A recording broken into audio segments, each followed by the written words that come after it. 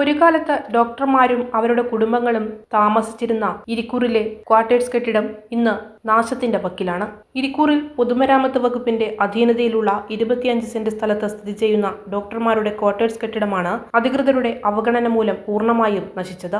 മേൽക്കൂരയടക്കം ഇടിഞ്ഞുവീണ നിലയിലാണ്. ചുവരുകൾ വിണ്ടുകീറിയും പരിസരമാകെ കാടുവളർന്നും ഭയാനകമായ ഒരവസ്ഥയിലാണ് ഈ കെട്ടിടം ഇന്ന് സ്ഥിതി ചെയ്യുന്നത്. താലൂക്കിന്റെ വിവിധ ഭാഗങ്ങളിൽ നിന്ന് ഇരിക്കൂർ ആശുപത്രിയിലേക്ക് സേവനത്തിനെത്തുന്ന ഡോക്ടർമാർക്ക് താമസിക്കാൻ ഏറെ ഉപകാരപ്രദമായിരുന്ന സുരക്ഷിതമായ ഒരു വാസസ്ഥലമാണ് ഇന്ന് ആരും തിരിഞ്ഞു നോക്കാതെ നശിക്കുന്നത്. പരിപാലനമില്ലാതെ കിടക്കുന്ന ഈ 25 സെന്റ് ഭൂമിയും കെട്ടിടവും ഇപ്പോൾ രാത്രികാലങ്ങളിൽ ലഹരി സംഘങ്ങളുടെയും സാമൂഹ്യവിരുദ്ധരുടെയും താവളമായി മാറിയിരിക്കുകയാണ്.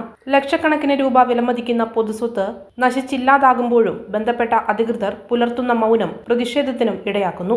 ഈ കെട്ടിടം പുനരുദ്ധരിക്കാനോ അല്ലെങ്കിൽ നിലവിലെ അവശിഷ്ടങ്ങൾ നീക്കം ചെയ്ത് മറ്റ് ജനകീയ ആവശ്യങ്ങൾക്കായി ഉപയോഗപ്പെടുത്താനോ ബന്ധപ്പെട്ട അധികൃതരുടെ ഭാഗത്തുനിന്ന് അടിയന്തര നടപടി വേണമെന്നാണ് ജനങ്ങളുടെ ആവശ്യം.